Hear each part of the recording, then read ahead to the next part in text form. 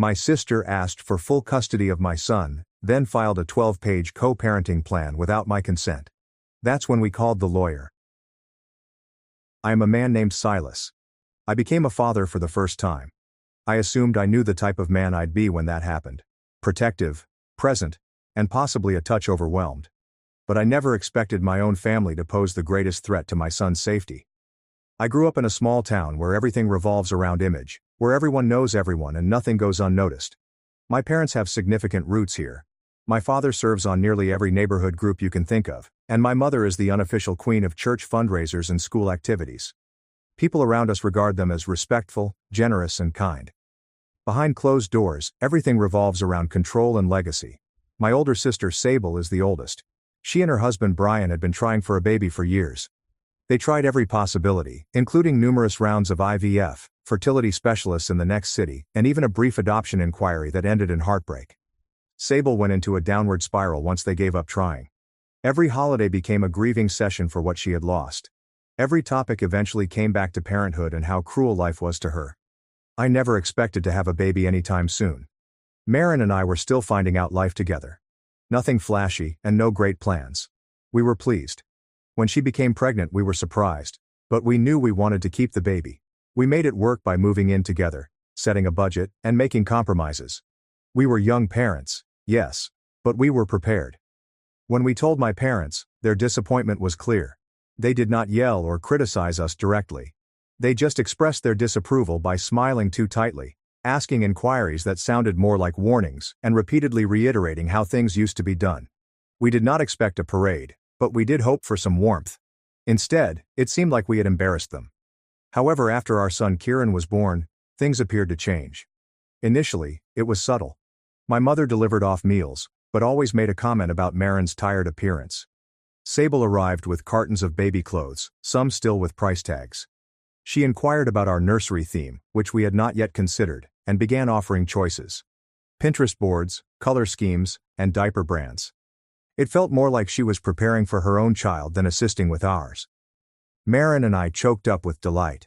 We were fatigued from learning everything on the fly, and it was simple to accept help. But something seemed odd. Sable would hold Kieran for hours without releasing him. She'd say things to him like, "Mama Ratch is here," and then giggle like it was a ridiculous inside joke. Then she began showing up unannounced. I once caught her in our living room, holding Kieran, while Marin napped in the next room. She'd let herself in with a spare key she'd gotten from my parents when they used to own our house. We changed the locks after that. My parents, rather than condemning it, encouraged it. They volunteered to take Kieran for the weekend so we could rest. They phrased it as support, but Marin and I both noted how they stated it, as if they were attempting to establish something more permanent. Every time we declined, the mood darkened. My mother would mutter that we were being too protective. My father advised me to think long-term. Then came the supper, which made everything plain. It was intended to be a casual family lunch. Marin and I took Kieran, and we were about midway through when Sable held him up and stated, right in front of everyone, "He feels like the child I was meant to have." Nobody flinched. My mother reached out and grabbed her hand, as if she had spoken something daring. My father looked at me as if I was being unreasonable by not responding. I stared at Marin across the table. Her expression remained constant, but I knew she was finished. She did not speak for the remainder of the night. On my way out, my father stopped me. He told me Sable had been through so much, and that perhaps this was an opportunity for us to heal as a family. Perhaps this baby can be a benefit to more than just us. He used the word selfless. He discussed legacy and the importance of putting family first. That's when everything clicked. It wasn't just grief. This was not mistaken love. This was a planned effort that was subtle, deliberate, and disguised with civility and emotional remorse. But it was nonetheless a strategy. A scheme to take our son and alter his life story so that it made more sense to them than to us. A plan to give Sable the motherhood she had always desired, regardless of who brought the child into the world. And I realized then that nothing was off limits for them. No guilt, no manipulation, no blood. Marin and I sat quietly for a long time. Then she told me something I did not know. Sable had pulled her aside previously during one of her visits and begged for complete custody of the kid, not only to help raise him or babysit him. She claimed it would repair the family and tried to sound kind, as if we would still be in Kieran's life, but not as burdened parents. Marin had remained silent until now because she hoped it was a one-time lapse. But Sable had followed up twice. That was it. No more guesses. No more expecting they would stop on their own. We made 3 decisions that night. 1. Sable would never be alone with Kieran again. 2. There would be no more drop-ins. 3. Sable would not see Kieran unless both Maren and I were present, and this was planned in advance. I called my parents. I described everything calmly. I informed them that these were boundaries, not punishments. My mother did not listen. She claimed Maren was attempting to split us and break the family apart. She claimed it was all emotional manipulation. I told her that was not up for argument. We were Kieran's parents, and we had made this decision. She hung up mid-sentence. My father arrived at our apartment without contacting us first. Maren led Kieran into the bedroom as I stepped outside. He began with light chat, as if he were simply passing by, before rapidly transitioning to guilt. He discussed Sable's anguish, the years of futile treatments, and how difficult it had been for her. I let him finish, then told him again that this was not going to happen. He looked me in the eyes and said, "Sable deserved to be a mother more than I did to be a father." I did not answer. I walked in, locked the door and blocked his phone number. Then I informed Maren that we needed to start keeping track of everything, including messages, drop-ins and confrontations. This was no longer emotional. It was strategic. Sable entered without notice, having dialed a new number to reach the building buzzer. She carried a large box of baby clothes and toys, as if she were delivering something to a register. Maren was home alone with Kieran. Sable refused to leave, so Maren went outside to talk on the porch. Sable began crying, claiming Maren was selfish and cruel, and that this baby belonged to her. She even attempted to walk past Maren into the house. That's when I drove up. I had left work early since Maureen was not answering the phone. Her hands were full. I stepped out, walked directly to the porch and stood between them. Sable asked if we could speak. I said no. I told her this wasn't normal and she should leave. She did not argue. She just remained there, crying, until Maren went inside and shut the door. Then she turned to leave. My parents invited us to their family supper. Maren did not want to go. She stated it felt like a setup. I told her I was going alone to keep the peace and she reluctantly agreed. I stepped into my parents' house and instantly noticed the presence of extra seats and extended family members I hadn't seen in months. Sable sat on the couch, teary-eyed, holding a framed portrait of Kieran. This was exactly what Maren had warned me of. As soon as dinner started, Sable stood up and began discussing how difficult it has been to see her future fade away. My mother sat next to her, nodding, and my father stared at me as if he expected me to say something heroic. One of my aunts touched Sable's hand and murmured, "Maybe there's still a way this can work out for everyone." I stood up. I informed them that Kieran was not a shared family asset. He was not a community project. He was our son. And what they were doing was not love. It was pressure, wrapped in sadness and given to us as a responsibility. I departed before dessert. When I arrived home, Maren had already packed a little overnight bag. She'd read my cousin's message about supper and didn't want to be home if someone showed up again. We only slept in a motel for one night, which gave us plenty of time to contemplate. We consulted a family attorney. We detailed everything that had transpired, including who had arrived, the texts, the comments, the visit to the cafe, and the emotional pressure.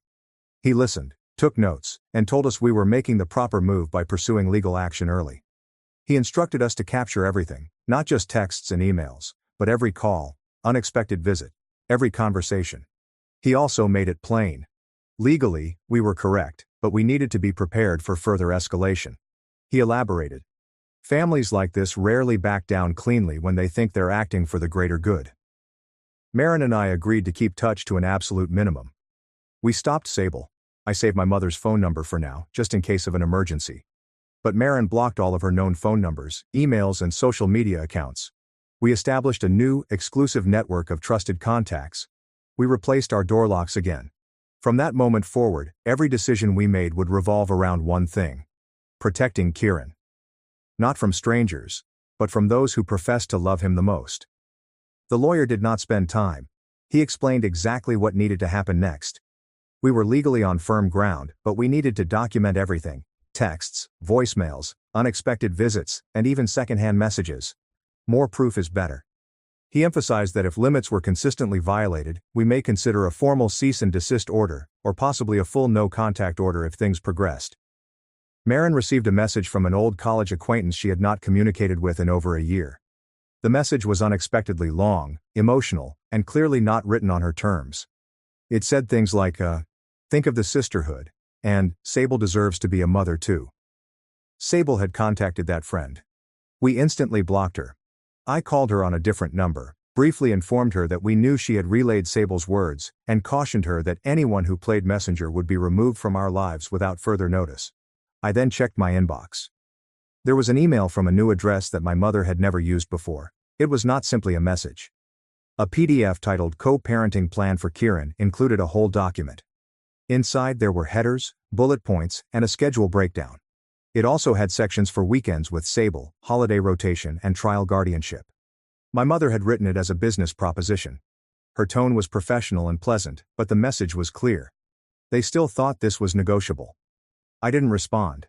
I forwarded it to our lawyer and stored it in the folder we now keep on a daily basis. The file was already rapidly increasing, with timestamps, screenshots, transcripts, and printed documents. It was no longer simply about family, it was a campaign. Marin's parents came over. They observed the luggage packed by the entrance, the stress in our routine, and how quietly we checked the windows every night. After dinner, her father approached me privately. He informed me they would help cover the costs if we opted to relocate. No inquiries, no conditions, simply get somewhere secure. Something else confirmed our suspicions. At work, my manager approached me in the hallway.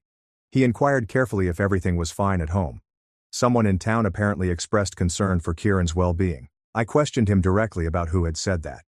He had no idea where it came from, but it prompted him to inquire. That was everything I needed. I met with human resources. I explained everything, left nothing out, and provided a brief written report for the record just in case. They pledged to flag any outside inquiries about me and alert me if anything untoward arrived. It was the first time I needed to involve my job, but it would not be the last. Sable confronted Marin again. Marin was alone at the small cafe she frequents near our apartment. Sable approached without notice and attempted to sit with her. Marin didn't participate. She left her coffee on the table and walked away. When she arrived home, she didn't say anything. She simply handed me the scarf she had dropped in the rush and closed the bedroom door behind her. Our lawyer issued Sable a formal no-contact warning. It was written and given by his office. The guidelines were straightforward. No texts, no phone calls, no third-party communication, and no physical approach. If she violated any of it, we would take additional legal action. That warning was also added to our growing dossier, with a copy delivered to Marine's Cafe in case Sable returned. We took action. Marin and I both changed our telephone numbers. We compiled a list of critical contacts whom we completely trusted and only shared our new phone numbers with them. Everyone else was barred out. Family members who had not spoken up were excluded. Friends who had been neutral were eliminated. We weren't taking chances anymore. I quietly inquired about new rents. Something outside of town, far enough away that we wouldn't run into anyone from our existing lives. Marin's parents helped us narrow down our options. We visited one under a different identity, with a temporary email address and a cash deposit. We provided no forwarding address. Nobody in our family was told. Marin packaged up Kieran's belongings. I took time off work without explaining why. We started making plans to move secretly. No social media updates or announcements. We even switched off location sharing on our smartphones. The less people knew, the better. Because after everything, emails disguised as contracts, third parties appearing at cafes, and lies uttered to my employer, one thing was certain. This was never going to end on its own. If we desired peace, we had to accept it. Nobody was going to give it to us. We completed the lease on a tiny rental house 2 towns away. It was a secluded neighborhood on a dead-end street, with no pedestrians and no neighbors who knew us. We paid the deposit in cash using a temporary email address, planned the move on a weekday, and booked the moving company under a new name. We carefully packed things, taking only what we needed. Everything else was either donated or left behind. No goodbyes, no notices, and no social media. The lawyer sent Sable a formal cease and desist letter the same morning we signed the new lease. It was written directly. Any future contact, in person or through third parties, would be considered harassment and dealt with legally. A certified copy was mailed to her address. Another visited her office. Our lawyer warned us to expect pushback, and he was correct. I got an email from Brian, Sable's husband. He wrote as if he was attempting to mediate and asked if we might reach a peaceful resolution. I didn't respond. I emailed it to our lawyer, who documented it and included Brian's name in the no contact restrictions. No contact meant no contact from either party. Brian's email address was reported and blocked. That marked the end of it. My mother appeared outside of my workplace building. She stood near the parking lot and started calling my name loudly and frequently. She had never visited my office before. I walked back inside and went straight to human resources. Security cameras had already captured her. HR changed the internal security policy promptly. My file now included a restricted access disclaimer stating that no family members could visit the site without written notification and approval. Maren received an unexpected floral delivery. There was no card, just a short letter inside that said, "You stole what should have been mine." She did not touch the flowers. We photographed everything, including the box, letter, and timestamp, and then called the police. An officer responded, made a report, and marked it as a potential threat. We forwarded a scanned copy of the report to our lawyer. He added it to the growing file. That evening I installed new security cameras. Every door and window is motion activated, linked to cloud storage, and has 24/7 backup. I granted our lawyer remote access to the channel and footage. We were not waiting for anything to happen. We were going to be prepared before anything happened. Meanwhile, a friend provided screenshots from Sable's friends, which contained vague, indirect accusations about unworthy parents and selfish decisions that harmed innocent people. They didn't name us, but they didn't need to. The terminology was direct, and the timing was clear. I took screenshots, dates, usernames, captions, and everything was recorded. One of my aunts, who had previously avoided the situation, contacted me discreetly. She apologized for not saying something sooner. She had been watching from the sidelines, hoping it would blow over, but now she was hearing things that worried her. Sable had told several relatives that she had been robbed of her child, saying she had been offered guardianship, despite the fact that no such discussion had ever occurred and we had changed our minds after promising her guardianship. None of this was true. My aunt sent screenshots from a family group conversation. My folks were in it. They were openly labeling me unstable and depicting Maren as manipulative. That was the final straw. Maren and I ceased talking with anyone other than our lawyer and two trusted friends. We updated our emergency contacts. We changed all mailing addresses to a private mailbox in a different town. Kieran's pediatrician was also relocated to one near our new home. No forwarding address, no record sharing. The police arrived at our door. This was a welfare check. The officer stood on the doorstep, calm but forceful, explaining that someone had reported us missing and that Kieran could be in danger. Maren held Kieran while I gave the officer all of our evidence regarding the cease and desist order, including the police report from the flower note, our lawyer's legal file and security footage from the previous 2 days. The officer asked for identification and then walked through the house. He spoke to Maren separately before speaking to me. He confirmed that the report came from my parents. They informed the police that we had vanished and that Kieran might not be safe. Before leaving, the officer urged us to file for a formal restraining order. He described the pattern as apparent, intensifying, personal, and relentless. He gave me a card with a case number and suggested we follow up at the local station. He also marked our address as a known problem, implying that any subsequent reports would be treated differently. I closed and shut the door behind him. We were no longer merely protecting our home. We were creating the case piece by piece. Maren and I met with our lawyer and filed a protective order against Sable, my mother, and my father. We brought everything, including copies of the police reports, screenshots, camera footage, timestamps, emails, the stop and desist letter, and the flower message.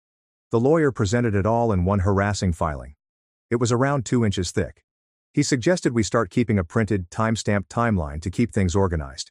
We added additional entries to the file every day, linking them to evidence images, messages, recordings, and anything else that could be traced.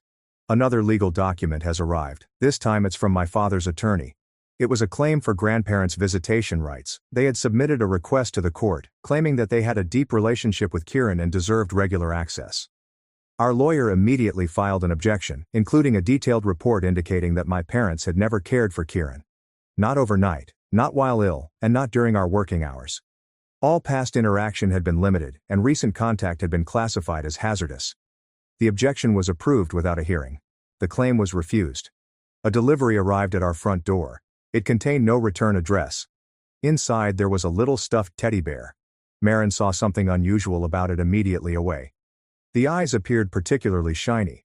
She put it up to the light, revealing a tiny blinking red dot behind one of the plastic pupils. We did not touch it after that. We put it in a sealed plastic bag and contacted the police. Officers arrived and confirmed Maren's suspicions. It included a hidden camera. they accepted it as proof and amended our file. This was the most dangerous escalation yet. If the behavior continued, our lawyer began preparing for an emergency hearing request. I got a message from one of my relatives. He'd never gotten engaged, commented or sought out before, but this time he did. He said he had something we needed to see, and provided us screenshots of a group chat where Sable was conversing with several common pals. In the messages, she instructed them on how to represent Maren as emotionally unstable, how to discreetly note troubling behavior, and how to infer neglect without making direct allegations. It wasn't all gossip, it was a planned smear campaign.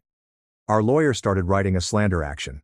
We hadn't filed it yet, but whenever something was said publicly or reiterated to authorities, it would be lodged. The screenshots sent from my cousin's phone were included in the file. We also modified every aspect of our lives to remove our family's access. Kieran's new pediatrician was notified about the incident. His medical records were altered to omit any names associated with my parents or Sable. Maren's parents and our two closest friends were the only emergency contacts, with no exceptions. We double-checked daycare enrollment and changed the contact forms there as well. Maren went through her own contact list, removing any mutual acquaintances who had ignored our boundaries or forwarded harmless messages from Sable. Anyone who provided even a single warning sign was cut off. Maren went to get a few items from a store near our new home. She called me as soon as she returned, calm but alert. While walking through the parking lot, she saw that someone was following her. When she turned to look, there was my mother. She did not speak. She simply stood there, half hidden behind a car before departing. When Maren started recording, she raised her phone. My mother immediately turned and went away, not saying anything. We submitted the video. It has been put to the protective order file. This was the third direct appearance after receiving a written legal warning. I went to our leasing office and asked that our lease be amended to reflect our address as secret in all public and government-accessible property records. They instantly processed the adjustment. Going forward, even postal records would reveal that our information was restricted. No new contact arrived. Kieran had his first appointment with his new pediatrician. The doctor conducted a thorough examination and determined that Kieran was healthy, well-fed, clean, and had a deep emotional tie to his parents. There were no worries. We asked the doctor to retain the visit notes on file in case they were needed for court documents. He agreed. We finally took a break after weeks of staying on high alert. Maren's parents agreed to take care of the house. We drove out to a peaceful cabin with no cell connection, internet, or interruptions. It was only Maren, Kieran, and me. We brought literature, food, and a second-hand instant camera. It was the first time in months that we had no warnings, knocks, weird deliveries, unexpected cars, or reports to submit. We did not discuss court dates, lawyers, or family. For a while, it was simply silence, trees, and breathing space. We knew it wasn't finished. But for once, it had stopped. We returned to find a white envelope fastened to our front door. Inside was a genuine court summons. Sable had sought full custody of Kieran. The documents were thick, imprinted, and serious. She claimed we emotionally exploited her and promised her the baby during her pregnancy. She labeled it a betrayal. She accused Maren of isolating me and claimed that I was too emotionally vulnerable to make parenting decisions. Her appeal alleged that Maren was dominating and that pressure from her had harmed my mental health. Our lawyer went over everything thoroughly. Sable had included letters from family members who had no genuine involvement with Kieran. A relative from another state stated that Sable had always wanted to be a mother and was being robbed. Maren's second cousin wrote that she was emotionally locked off. They had never seen us together in person. Our lawyer immediately started writing a counterclaim. We provided Maren's therapy records, pediatrician reports and police files, as well as the cease and desist documents, the hidden camera incident, the daycare incident, and each occurrence with names, dates, images, and legal follow-up.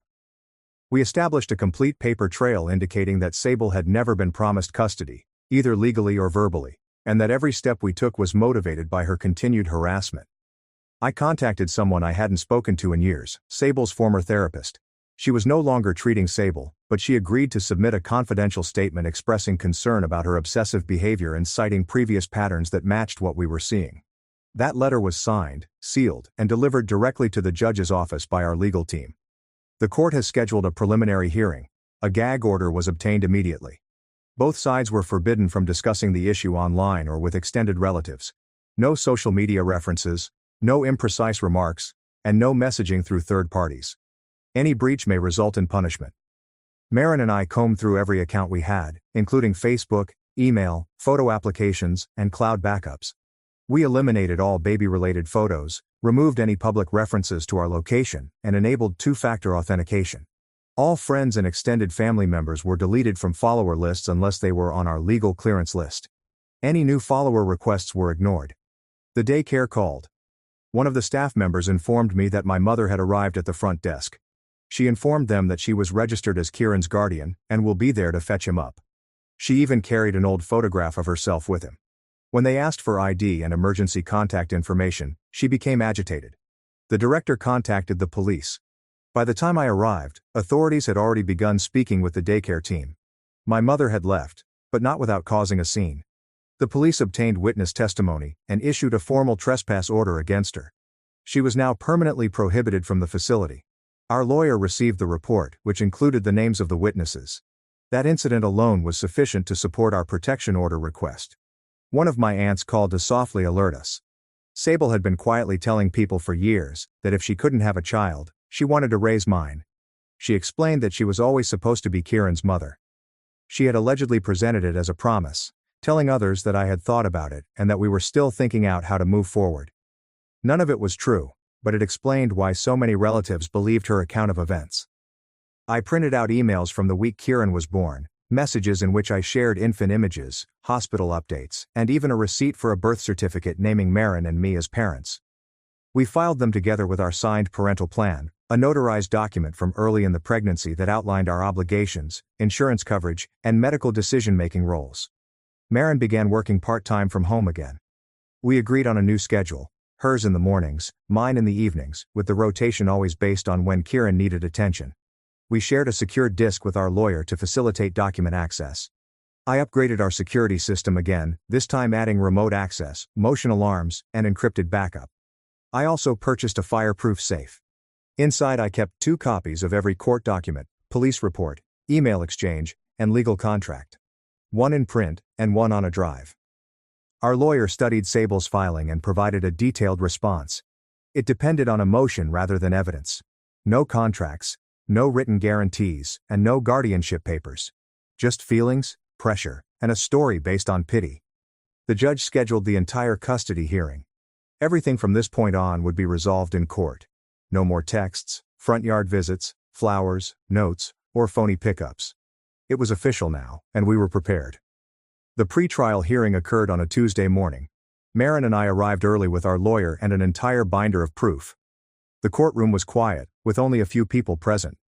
Sable sat on the other side with her legal team, and my parents stood behind her, silent. After analyzing the timeline, the judge issued a temporary restraining order against Sable, my mother, and my father. It would remain in effect until the final custody decision. They were barred from approaching us or contacting us directly or through anybody else. The judge also reinstated the gag order. No one was permitted to discuss the subject, either publicly or privately, including friends, neighbors, or online posts. No more backdoor attempts to contact us or persuade others. Back at home I have a new intercom system installed. It included a built-in video feed and cloud recording. I installed a backup disk and connected it to a concealed router. The tape was encrypted and transmitted in real time to our lawyer and a secure contact at the local police station. Nobody could show up without being documented. We received a call from a court-appointed child welfare professional. She planned a series of surprise house visits to analyze Kieran's living conditions, emotional development, and parenting habits.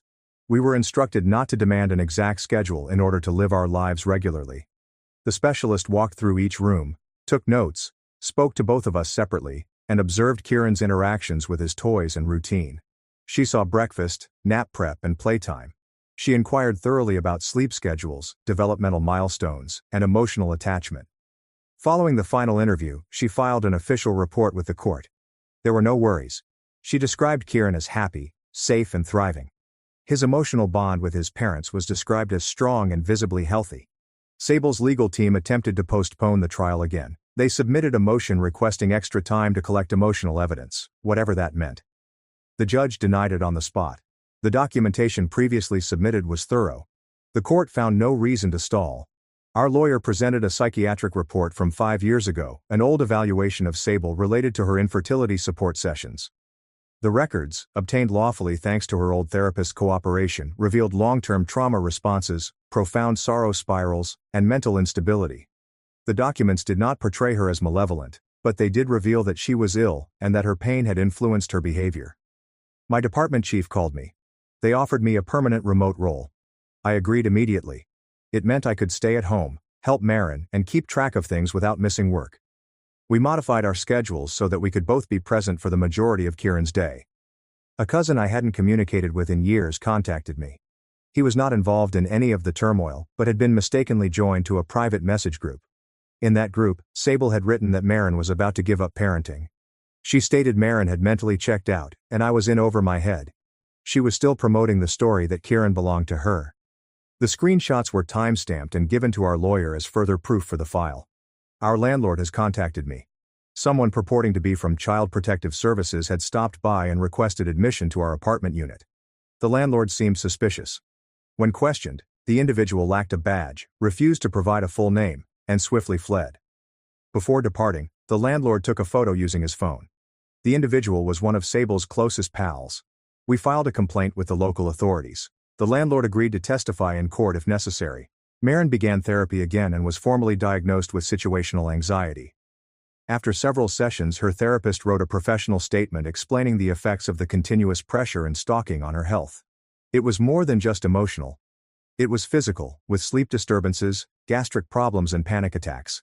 The letter was introduced to the court documents to demonstrate the psychological impact of the circumstance on Kieran's primary caregiver. We were also required to provide personal statements.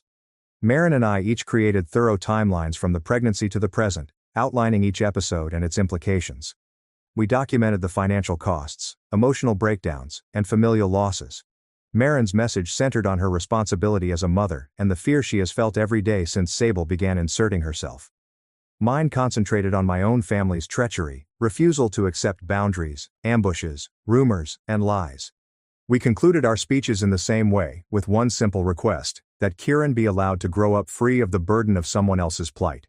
That his home remains quiet, stable, and safe. That love is characterized by protection rather than possession. A final hearing was set. Everything was ready. The complete custody hearing started in the morning. Maren and I sat opposite our lawyer, both motionless, while the courtroom steadily filled. Sable arrived with her legal team. My parents sat behind her. The air felt frigid but controlled. The judge entered and began immediately. Our lawyer spoke first. He guided the court through a systematic timeline that included everything from when Sable initially approached Maren about stealing the infant to the most recent police records and restraining orders. Every item was documented, including texts, emails, voicemails, screenshots, witness statements, police files, package images, therapist evaluations, and 2 house assessments by a child welfare officer. Everything was laid forth in a logical order and supported by facts. Sable's crew followed. They depended heavily on emotion. They portrayed Sable as a woman heartbroken by infertility, betrayed by a younger brother who had taken her only chance to become a mother. They depicted Maren as a cold and dominating individual who severed a loving sister's ties with her nephew. They called it tragic. They used the word cruel. Then my parents took the stand. My mother claimed I was unstable and had always struggled with responsibilities. My father said Maren manipulated me into abandoning the family. Neither supplied dates or verification, only anecdotes and opinions. The court interjected repeatedly, asking for specific examples of damage or negligence. There were none. Every response came back to emotion and expectation, not fact. When Sable was cross-examined, she admitted to referring to Kieran as her son during a private chat. She attempted to explain it away as grief and loss. Our lawyer played a taped call adjacent to a chat between Sable and a friend in which Sable described her plan to step in when they crash and burn and get what should have been mine. The room fell silent. The childcare manager was next. She detailed the day Sable showed up unexpectedly and attempted to update Kieran's emergency contact information, claiming to be his legal guardian. The management refused, requested documents, and informed the police. She stated how Sable's conduct resulted in a formal trespass order and a permanent ban from the facility. The judge took notes. He asked the daycare manager if she had ever noticed any symptoms of neglect or instability in Maren or myself. She replied, no. Then arrived a co-worker from my department who had never met Marin.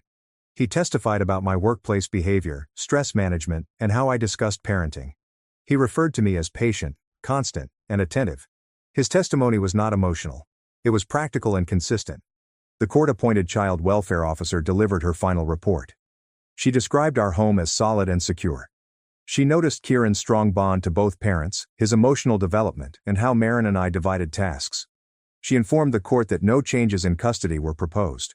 Her voice did not waver. My therapist wrote a note verifying that I had no history of instability or hostility, and that I had maintained emotional control throughout the process, despite continual harassment. Marin's medical records had been checked previously. Sable's squad attempted one final approach. They took out the baby clothes and nursery items that Sable had given them in the early months. They believed it was a financial investment, and an early indication of parental desire. The court dismissed the case on the spot. He stated that giving presents did not create a parenting agreement, and advised the legal team not to use emotional gestures as legal proof. Our lawyer delivered his concluding speech. He emphasized boundaries, safety, and precedence. He stated that the court needed to consider whether obsession, desperation, and entitlement could trump parental rights and documented safety. He urged the court to preserve a child's right to stability from extended family conflict. The court ordered a brief recess. When he reappeared, the courtroom remained hushed. He ruled in our favor. I and Marin retained full legal and physical custody of Kieran. Sable was denied any visitation. My parents were also forbidden from communicating. The judge made it clear that any future attempts to meddle, directly or indirectly, will result in criminal charges and prompt legal action. He directed that all third-party communications, smear attempts, and indirect contact be discontinued forever. Any infraction would result in enforcement without additional hearings. He did not conclude the ruling with feeling. He ended with the word, law. Sable appeared stunned. My mother moved her head away. My father simply sat motionless. The judge's closing statement was brief. This child deserves serenity, not pressure. This case is closed. We obtained the formal verdict in writing. Marin and I were awarded full and permanent custody of Kieran. The judge also granted a permanent restraining order against Sable, my mother and father. The decision outlined everything in detail. No visits, no communication, no third-party communications, and no physical presence near our house, daycare, or business. In the written decision, the judge included a requirement.